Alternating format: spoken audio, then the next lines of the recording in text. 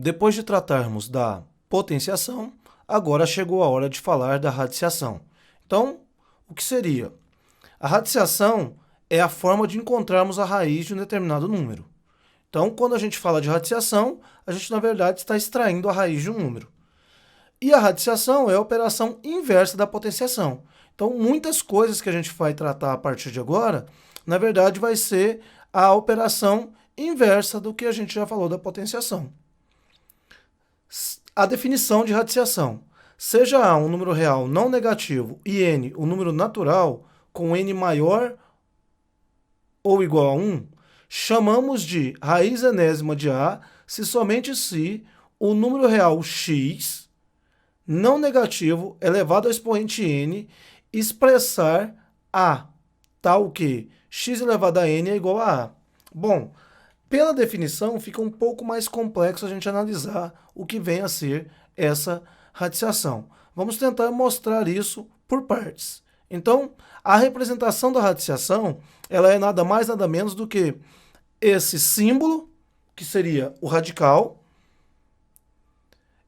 Esse n, ele expressa nada mais nada menos do que o meu índice e o a, o número que nós vamos extrair a raiz. E o x é justamente o número da extração da raiz.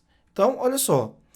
N é o índice, o radicando é o a, que é o valor que vai ser extraído a raiz, e eu tenho o x, que é a própria raiz do número que nós estamos extraindo essa raiz. Então, o nosso símbolo matemático que representa a raiz é justamente esse símbolo que parece um Rzinho minúsculo ao ser escrito. Vamos fazer um exemplo para poder mostrar como funciona.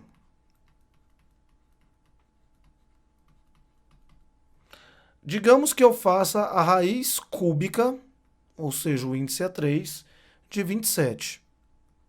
Eu tenho que imaginar um número que multiplicado por ele mesmo e multiplicado por ele mesmo novamente, seja justamente o 27. Então, a gente vai ler raiz cúbica de 27 igual a um número que, no caso aqui, a gente vai pensar primeiro no 2. 2 elevado ao cubo vai dar quanto? Vai ser 2 vezes 2 vezes 2, e isso dá 8. Então, não serve para nós porque nós precisamos do 27. Se eu pego 3 e elevo ao cubo, isso vai ser 3 vezes 3 vezes 3. 3 vezes 3, 9, vezes 3, 27. Opa, encontramos o número. Então, significa que isso aqui é o mesmo que dizer 3, porque 3 elevado ao cubo dá 27. Então, a gente vai ler que raiz cúbica de 27 é igual a 3. Vamos pensar em outra. Raiz quadrada, quando é o quadrado, é um 2 que está aqui, ele não precisa aparecer no nosso expoente. Se eu não quiser colocar o 2, eu não preciso. De 16. Quanto vai ser isso? Eu tenho que encontrar o número que vezes ele dê 16. Aí a gente já sabe aqui que é o 4, né? Porque 4 ao quadrado é igual a 16. Então a gente vai trabalhar a partir de agora com essa ideia de que eu tenho que encontrar o número que, elevado ao índice da minha raiz, determine o valor do meu radicando, que é o a que está dentro dessa raiz. Então a gente vai ler raiz enésima de a é igual a x, no caso do nosso exemplo literal. Dizemos que a raiz quadrada de um número a é x quando elevamos x ao quadrado e vamos encontrar o expoente 2. Olha só o que eu estou querendo dizer para vocês. Quando nós estamos falando de raiz quadrada, eu já estou determinando que eu estou trabalhando com o índice 2. Então, tudo que eu tiver que encontrar, eu vou ter que elevar ao quadrado para poder chegar ao valor do meu radicando, que é o que está dentro da raiz. Então, exemplo, raiz quadrada de 9. Isso vai ser quanto? 3. Por quê? Porque 3 ao quadrado é igual a 9. Quando não aparece o índice na raiz, só reforçando o que eu já disse anteriormente, temos que o índice é igual ao número 2. Tá aí o que a gente disse. Então, se eu faço a raiz quadrada de 625, eu tenho que encontrar o número que vezes ele vai dar 625. E eu sei que esse número é 25. Por quê? Quando eu faço 25 ao quadrado, eu estou fazendo 25 vezes 25, e isso vai ser igual a 625. Então, quando eu falo em raiz quadrada, eu estou falando de uma raiz que tem o índice igual a 2 e que esse 2 não precisa ser expresso na hora da escrita. Agora, o que vem a ser uma raiz cúbica? A raiz cúbica, ela vai ter o índice igual a 3. Com isso, eu vou ter que pensar em um número que, elevado ao expoente 3, chegue ao valor do meu radicando. Então, agora, a ideia é fazer a partir daquele exemplo inicial que a gente tinha colocado para expressar o que era uma raiz. Então, a raiz cúbica de 27, a gente já viu que é 3. Por quê?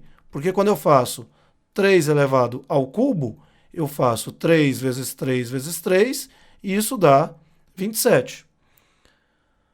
O que a gente pode fazer aqui também é pensar em outros valores. Exemplo, raiz cúbica de 8. Isso vai ser 2.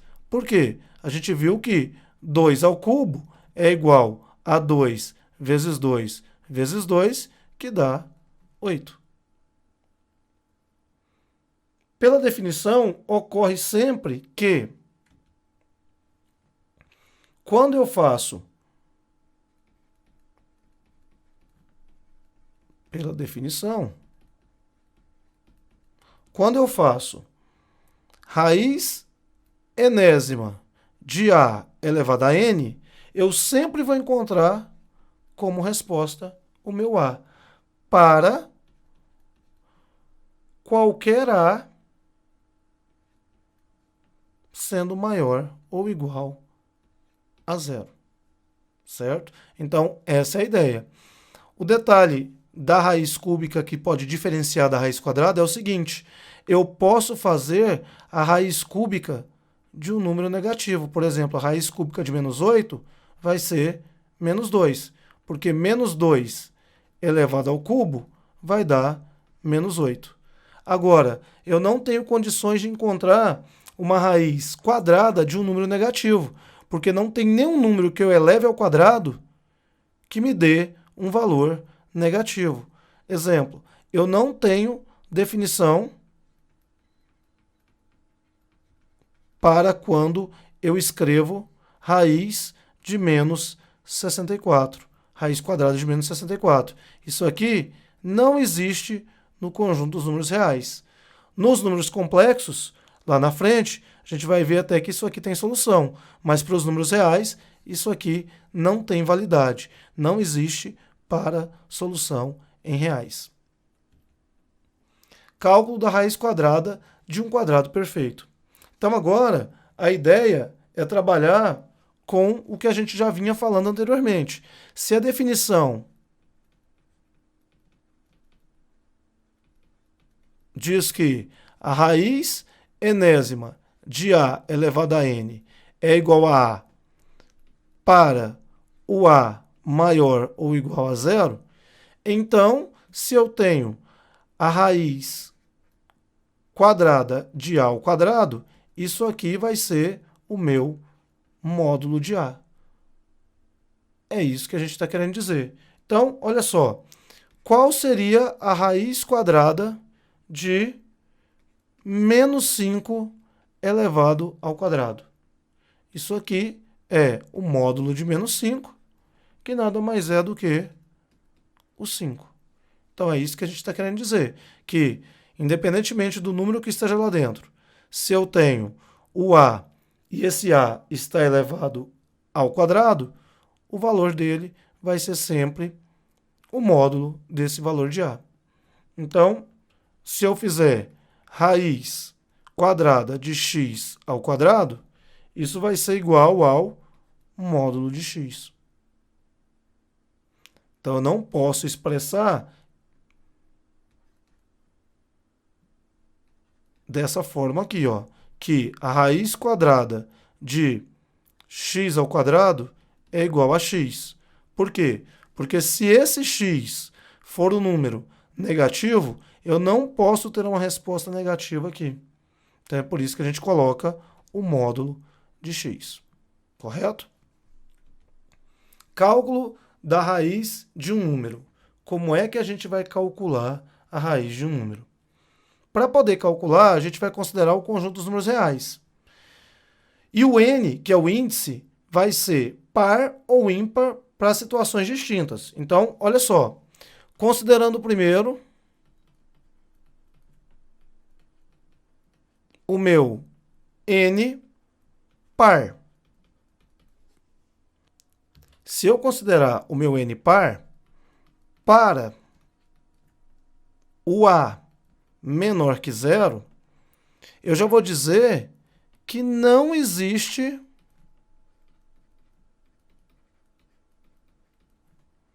raiz enésima.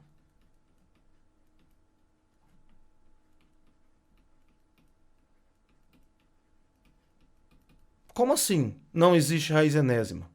Porque, olha só, se eu quero saber qual que é a raiz quadrada de menos 3, eu já vou dizer que isso aqui não existe se eu estou considerando o conjunto dos números reais.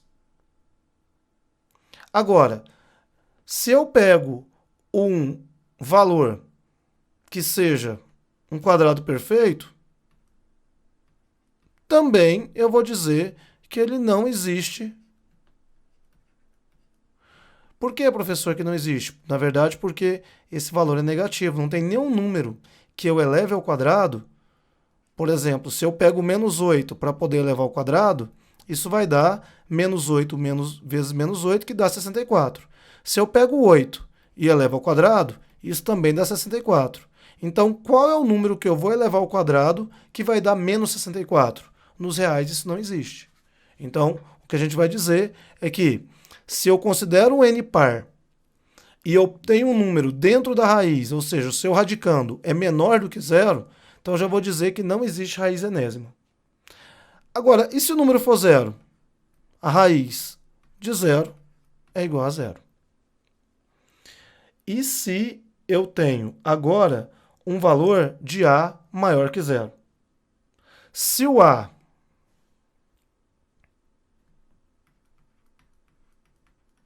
para a maior que zero, eu vou dizer que temos somente uma única raiz para a.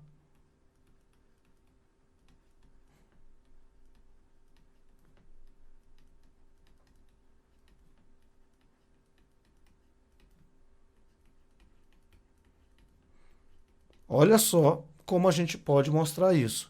Se eu tenho a raiz enésima de a, então isso vai me dar uma única raiz aqui desse valor.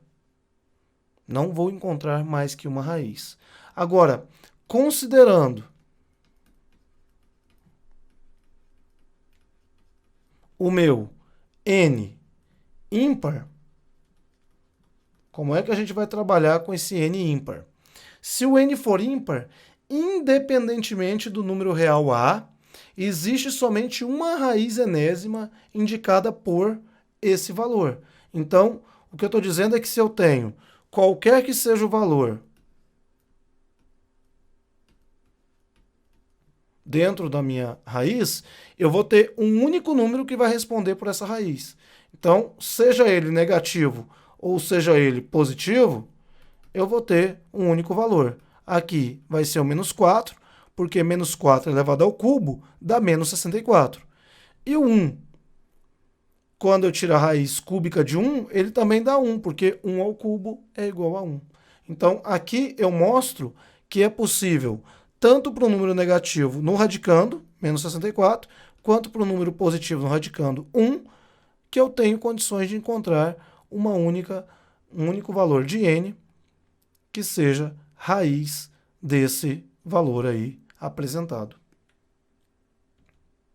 Propriedades da radiciação. Agora a gente vai entrar com aquelas propriedades, assim como a gente fez com as propriedades da nossa potenciação. Então, dentro dessas propriedades eu tenho que a raiz enésima de 0 vai ser sempre igual a 0. A raiz enésima de 1 vai ser sempre igual a 1. E a raiz enésima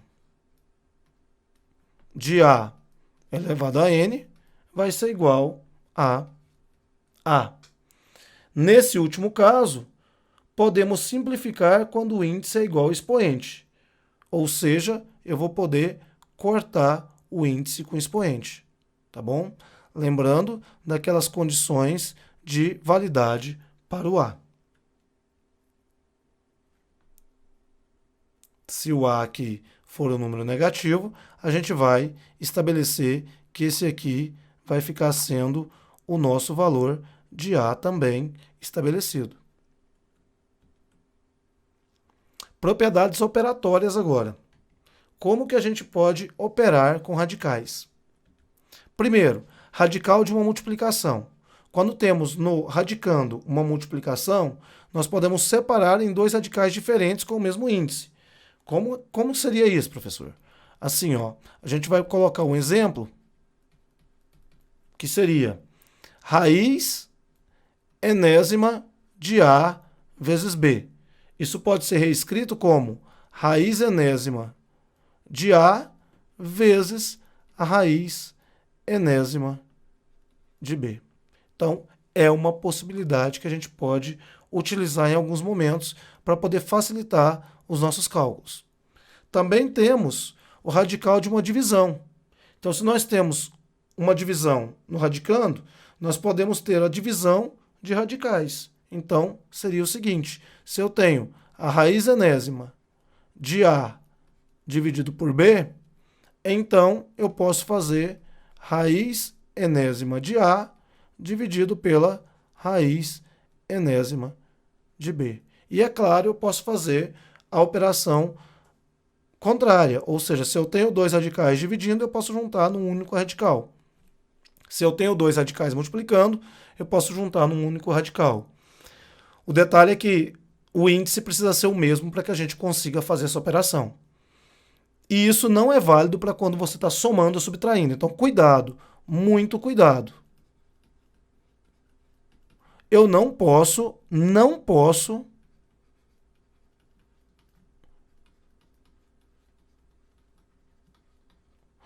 podemos fazer isso aqui, ó.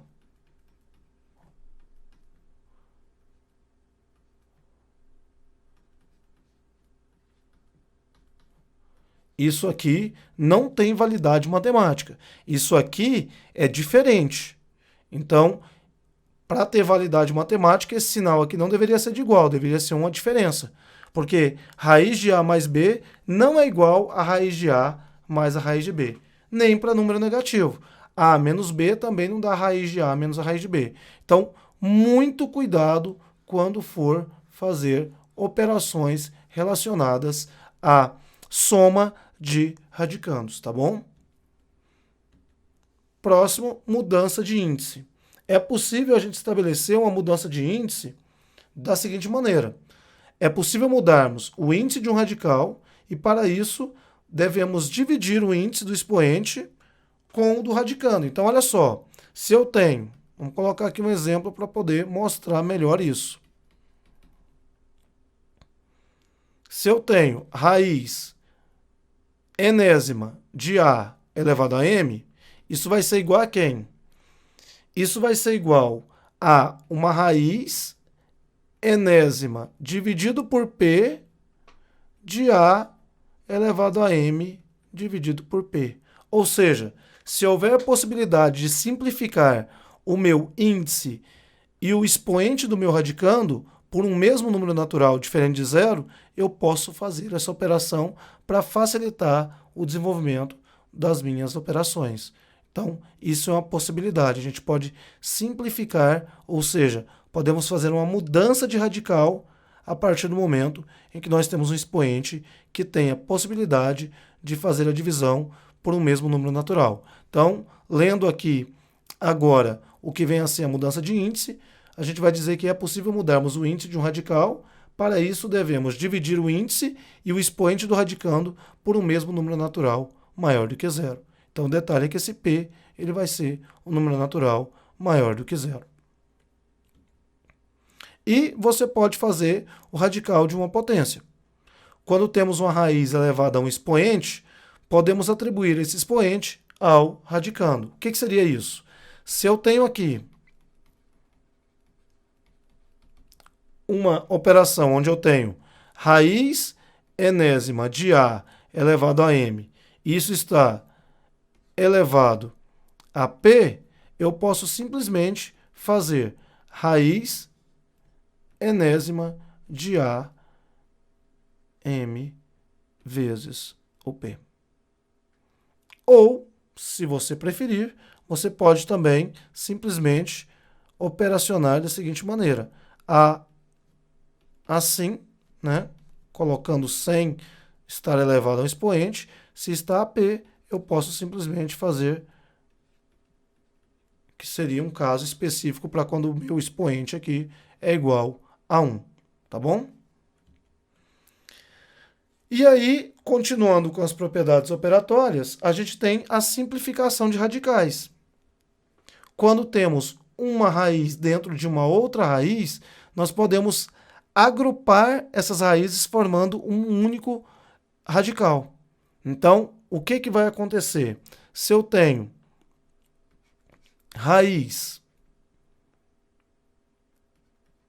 com índice P e uma raiz com índice N, uma dentro da outra, de A, eu posso simplesmente unificar as duas raízes como uma só, fazendo a multiplicação dos seus índices, N vezes P ou P vezes N, porque na multiplicação essa ordem não importa. E aí nós temos mais uma característica de nossas propriedades operatórias da radiciação. No mais é isso, a gente tem que treinar numericamente para ficar mais afiado e usar isso continuamente como ferramenta para poder resolver diversos exercícios. Muito obrigado e até a próxima.